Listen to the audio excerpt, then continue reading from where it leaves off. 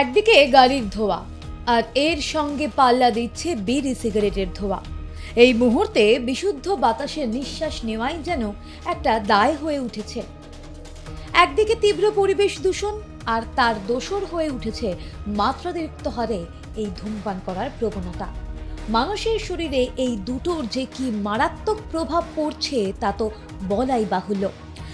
যারা স্মোকার অর্থাৎ যারা ধূমপান করেন তাদের ওপর তো প্রভাব পড়ছেই, কিন্তু যারা নন স্মোকার অর্থাৎ যারা ধূমপান করেন না, যারা ধূমপান থেকে অনেকটা দূরে, তারাও আক্রান্ত হচ্ছেন বিভিন্ন সমস্যায়, যার মধ্যে ক্যান্সার অন্যতম। অবশ্য শুধুমাত্র ক্যান্সার নয়, তাদের মধ্যে আরও একাধিক সমস্যা কিন্তু দেখা যাচ্ছে এই পরিবেশ দূষণ এবং এই প্যাসিভ স্মোকিংয়ের ফলে।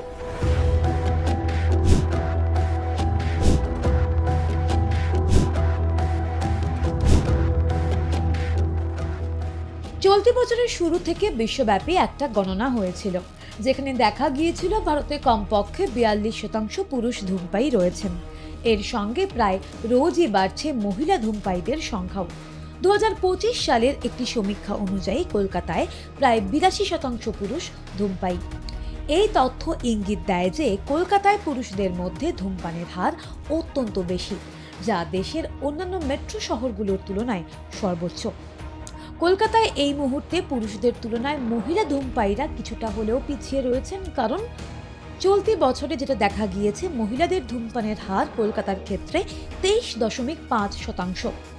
কিন্তু প্রত্যেকটা দিন প্রত্যেকটা জায়গায়, কলকাতা সহ বিভিন্ন জায়গাতেই মহিলা ধূমপায়ীদের সংখ্যাও কিন্তু মাত্রাতিরিক্ত হারে বেড়ে চলেছে। বেশ কয়েক দশক ধরে কলকাতা এবং বাংলায় তথা গোটা দেশে উল্লেখযোগ্য হারে বাড়ছে ধূমপায়ীর সংখ্যা। ন্যাশনাল ফ্যামিলি হেলথ সার্ভে গবেষণা রিপোর্টে এমনই চাঞ্চল্যকর তথ্য সামনে এসেছে। কলকাতার ইনস্টিটিউট অফ হেলথ সিস্টেমের এক সাম্প্রতিক সমীক্ষা তাদের রিপোর্টে দাবি করেছে শহুরে জীবনের স্ট্রেস, চাকরি ক্ষেত্রের মানসিক চাপ আর নিজেকে অতি আধুনিক দেখানোর ইমেজের মোহ, এই তিনের চক্রবুহে আটকে পড়েছে কলকাতার 15 থেকে প্রায় 24 বছর বয়সী শহুরে তরুণী এবং মহিলাদের প্রায় 12%। তারা হয় ধূমপান আর না হলে অন্য কোনোভাবে তামাক আসক্ত। ন্যাশনাল ফ্যামিলি হেলথ সার্ভের সাম্প্রতিক তথ্য অনুযায়ী বাংলাতে প্রতি 2 জন পুরুষের 1 জন এবং প্রতি 10 জন মহিলার 1 জন ধূমপায়ী। এর পাশাপাশি কলকাতায় সমীক্ষা করে আরও যেরকমটা জানা গিয়েছে, প্রতি সপ্তাহে ধূমপায়ীদের গড় খরচ 348 টাকা। মহিলা ধূমপায়ীর চিত্র। কর্মজীবী মহিলাদের মধ্যে ধূমপান বাড়ছে। অফিসের মানসিক চাপ, সহকর্মীদের প্রভাব বা স্বাধীনতার ভাবমূর্তির কারণে তারা হাতে তুলে নিচ্ছেন সিগারেট। মহিলারা তামাকের ক্যান্সারজনক প্রভাবে বেশি সংবেদনশীল। হরমোন এবং জেনেটিক পার্থক্য এর ঝুঁকি আরও বাড়িয়ে তোলে। ক্যান্সারের পাশাপাশি স্ট্রোক, বন্ধ্যাত্ব ও গর্ভাবস্থাজনিত জটিলতার আশঙ্কাও বেড়ে যায়। এটা তো গেল মহিলা ধূমপায়ীদের কথা, কিন্তু অনেকেই হয়তো জানেন না যে পুরুষ ধূমপায়ীরাও নিজেদের কি মারাত্মক ক্ষতি করছেন, কারণ বন্ধ্যাত্বের ক্ষেত্রে এই মুহূর্তে পুরুষদেরও ভূমিকা নেহাতই কম নয়। গবেষণা চোখে আঙুল দিয়ে দেখিয়েছে সন্তান না হওয়ার পিছনে অন্তত 50% দায়ী পুরুষ। গবেষকরা পুরুষের শুক্রাণু কমে যাওয়ার জন্য মদ এবং সিগারেটের পাশাপাশি দুশ্চিন্তা, ফাস্ট ফুড, কফিকেও দায়ী করেছেন। একটি সিগারেট খেয়ে জীবনের 17 মিনিট খুইয়ে বসেন একজন পুরুষ, কিন্তু যারা অধূমপায়ী তাদের মধ্যে কেন বাড়ছে ক্যান্সার? অধূমপায়ী পুরুষ মহিলারা ব্যাপকভাবে আক্রান্ত হচ্ছেন ক্যান্সারে। অধূমপায়ীদের মধ্যে বাড়ছে ফুসফুসের ক্যান্সার। মহিলা নন স্মোকারদেরও জরায়ুর ক্যান্সার হচ্ছে। পুরুষ নন স্মোকারদের দেখা দিচ্ছে থ্রোট ক্যান্সার। প্যাসিভ স্মোকিং না পরিবেশ দূষণ, দায়ী কে? এই বিষয়ে আমরা কথা বলেছিলাম বিশিষ্ট চিকিৎসক দেবমাল্য ভট্টাচার্যের সঙ্গে। আপনাদেরকে শোনাবো তিনি ঠিক কি বলেছেন। মহিলা ধূমপায়ী যারা রয়েছেন তাদেরও তো একটা ক্যান্সারের একটা জায়গা তো অবশ্যই থাকছে, কিন্তু যারা মানে যে সমস্ত মহিলারা স্মোক করেন না তাদেরও ফুসফুসের ক্যান্সার কিন্তু ধরা হয়। পড়ছে, হ্যাঁ, এটার কারণটা ঠিক কি? এটা কি শুধুমাত্র প্যাসিভ স্মোকিং নাকি এটার না জন্য না না, দেয়ার আর পলিউশন মেনি এটাই? আগে।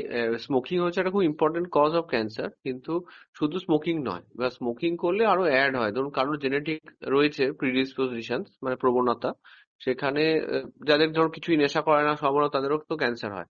তো সেইটা একটা আলাদা গ্রুপ। এবার যাদের সিগারেট খায় তাদের সম্ভাবনাটা আরো বেড়ে যায়, বা যাদের কখনো ক্যান্সার হতো না হয়তো জেনেটিক্যালি, সিগারেট খাওয়ার জন্য তাদের ওটা হতে পারে। এইটা হচ্ছে ব্যাপার। কিন্তু অনেক ক্যান্সারই আছে যেগুলো মানে কেউ কোনো নেশা ভাঙ কোনোদিন কিছু করেনি, স্টিল তাদের ক্যান্সার হয়েছে, সেটা জেনেটিক্যালি আগে থেকেই ঠিক করা।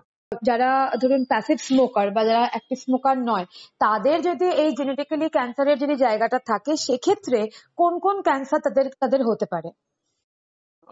মোটামুটি অন্যান্য সমস্ত ব্লাডার ক্যান্সার, লাং ক্যান্সার এগুলোই কমন। তারপরে গলায় ক্যান্সার, ল্যারিংসে, এগুলো স্মোকিং এর সাথে এগুলো ডিরেক্ট।